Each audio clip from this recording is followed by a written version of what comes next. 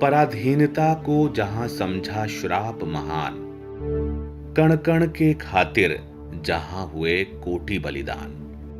मरना पर झुकना नहीं, मिला जिसे वरदान।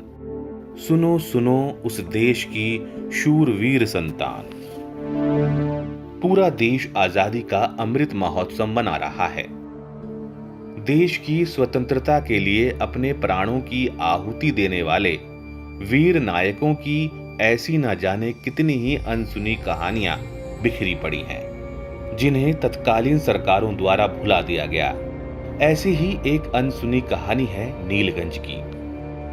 25 सितंबर 1945 की वो काली रात, जब पश्चिम बंगाल का नीलगंज इलाका अंग्रेजी हुकूमत की क्रूरता एवं अत्याचारों का गवाह बना।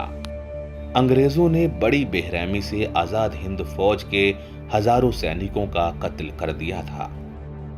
तारीख 25 सितंबर 1945, लगभग आधी रात का समय था, जब ब्रिटिश आर्मी ने आजाद हिंद फौज के लगभग 2300 सैनिकों को मशीन गन से छलनी कर दिया।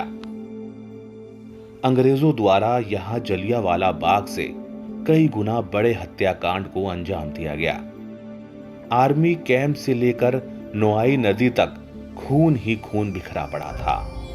आजाद हिंद फौज के सैनिकों के शव ट्रकों में भरकर अंग्रेज नोआई नदी पर लाए, जिनमें से अनेक शव आसपास के जंगलों में फेंक दिए गए। दरअसल आजादी से पहले यहां पर साहेब बागान था और आर्मी कैंप के साथ यहां ब्रिटिश आर्मी के अफसर भी रहते थे। सितंबर 1945 में यहां बड़ी संख्या में युद्धबंदी लाए गए। ये सभी आजाद हिंद फौज के सदस्य थे। ब्रिटिश आर्मी की पूर्वी कमान के मेजर जनरल OMD ने इस हत्याकांड की जांच की थी। उन्होंने पुष्टि करते हुए लिखा कि हत्याकांड तो हुआ है, लेकिन शव कहां है। ये आजाद हिंद फौज और नेताजी सुभाष चंद्र बोस के सहयोगी रहे कर्नल GS ढिल्लन द्वारा लिखी डायरी का वो पन्ना है, जिसमें हत्याकांड का जिक्र करते हुए लिखा था कि उस रात 2300 सैनिकों को मार डाला गया था।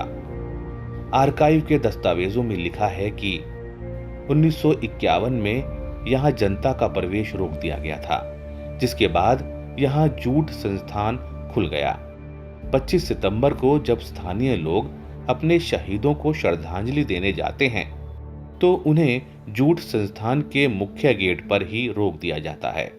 आजादी के बाद से तत्कालीन सरकारों ने भले ही नेताजी की आजाद हिंद फौज के नीलगंज के बलिदान को भुला दिया हो, लेकिन नीलगंज के लोगों को वो बलिदान याद है और उन्होंने उन सैनिकों की याद में एक स्मारक भी बनवाया है।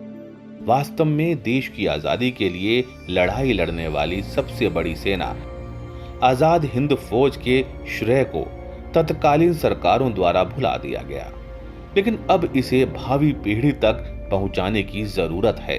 इतिहास के पन्नों से गुमनाम हुए सुभाष चंद्र बोस के उन नीलगंज के सिपाहियों को विनम्र श्रद्धांजलि।